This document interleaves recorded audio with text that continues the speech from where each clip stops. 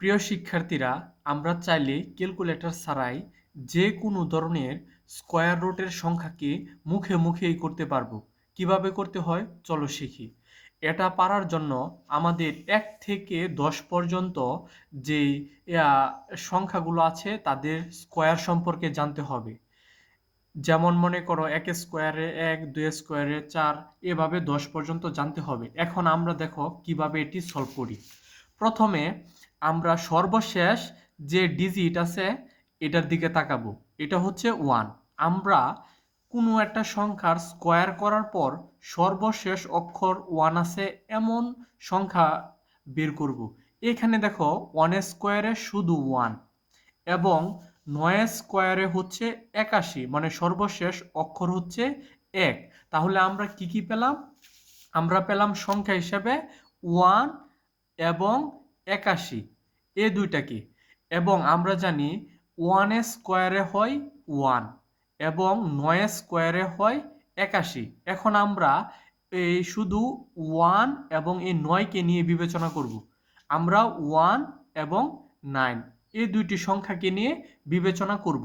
এখন আমরা কি করব, এই দুইটি সংখ্যা লেখা হয়ে গেলে তোমরা কি করবা, দুইটি সংখ্যা পিছনে দুইটি সংখ্যা কেটে দিবা। এখন তোমার তাকাতে হবে ১৫ এর দিকে। আচ্ছা, এখন দেখো এই ১৫টা কোন সীমার ভিতরে আছে। এই যে এখানে দেখো ৩, এটা স্কয়ার হচ্ছে ৯ এবং ৪ স্কয়ার ১৬।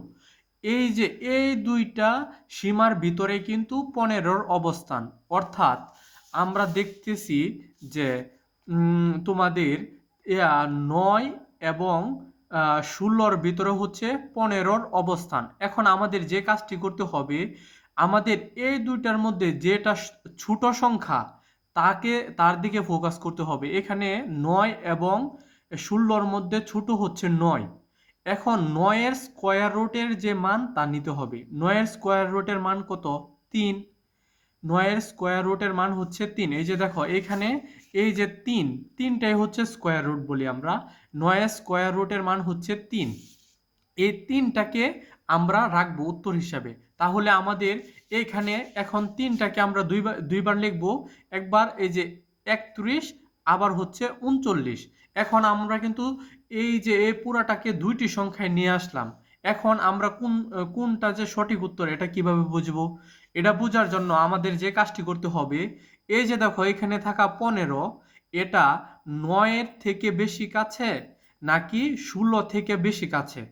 যার থেকে কাছে হবে, যে এই যে ১৫ থেকে ১৬ এর ব্যবধান হচ্ছে ১, আর ৯ থেকে ১৫ এর ব্যবধান হচ্ছে ৬। তার মানে ১৫টা হচ্ছে ১৬ এর বেশি কাছে। যার কাছে হবে আমরা তাকে, দেখো ১৬ বলতে আমরা এটাকে ডিফাইন করতেছি, আর ৯ বলতে আমরা এটাকে ডিফাইন করতেছি। এখন দেখো ১৫ থেকে ১৬ এটার বেশি কাছে হওয়ার কারণে সংখ্যাটি হবে ৩৯। তোমরা কি বুঝতে পারলে কিনা?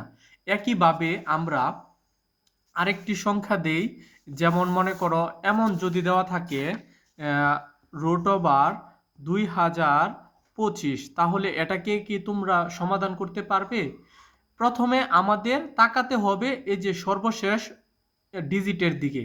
এখন আমরা আবারও এই যে এখানে দেখব সর্বশেষ কোন ডিজিট আছে।